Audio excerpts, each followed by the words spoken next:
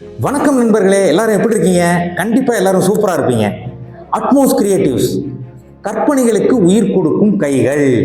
இந்த Atmos creatives நாங்க என்ன பண்றோம்னா மினியேச்சர்ஸ் கிரியேட் பண்ணிட்டு இருக்கோம். அதாவது பெரிய பொருட்களோட சிறிய உருவங்கள், அதுதான் நாங்கள் உருவாக்கிட்டு இருக்கோம்.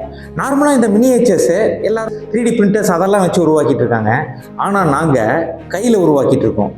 அதுக்கு என்ன ரீசன்னா, ஒரு பொருளுக்கு ஒரு உயிர் கொடுக்கும்போது தான் அந்த பொருள் உயிரோட்டமாக இருக்கும். அந்த காரணத்தால் தான் நாங்கள் இன்றைக்கும் எல்லாமே கையிலேயே உருவாக்கிட்டு இருக்கோம்.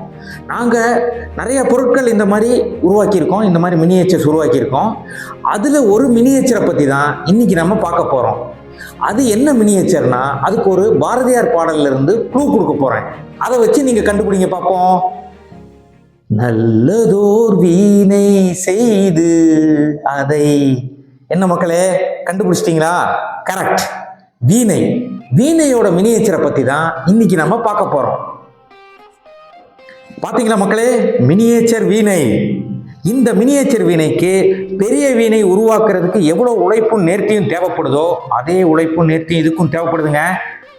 இதில் பெரிய குடம், சிறிய குடம், அந்த பெரிய குடத்தையும் சிறிய குடத்தையும் இணைக்கிற தண்டு, கடைசியாக இருக்கிற யாழி, அந்த மெட்டுக்கள், அந்த மெட்டுக்கள் மேலே இருக்கிற தந்தி, அத்தனையுமே இதில் கொடுத்துருக்கோம்.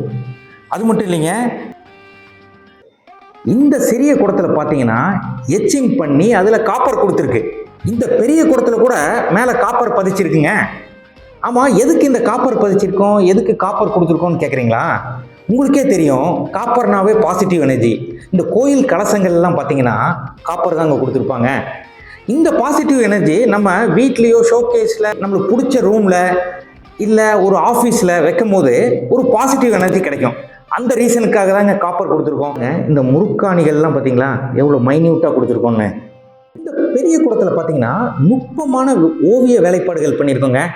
நீங்கள் நினைக்கலாம், இது என்ன புதுமை இருக்குது, எல்லா கைவினை கலைஞர்களும் பண்ணுறது தானே அப்படின்னு. இது பெரிய வீணையில் என்னென்ன வேலைப்பாடுகள் பண்ணியிருக்கோமோ அதையே சுருக்குனா எப்படி இருக்குங்க, அதை தாங்க இதில் நாங்கள் பண்ணியிருக்கோம்.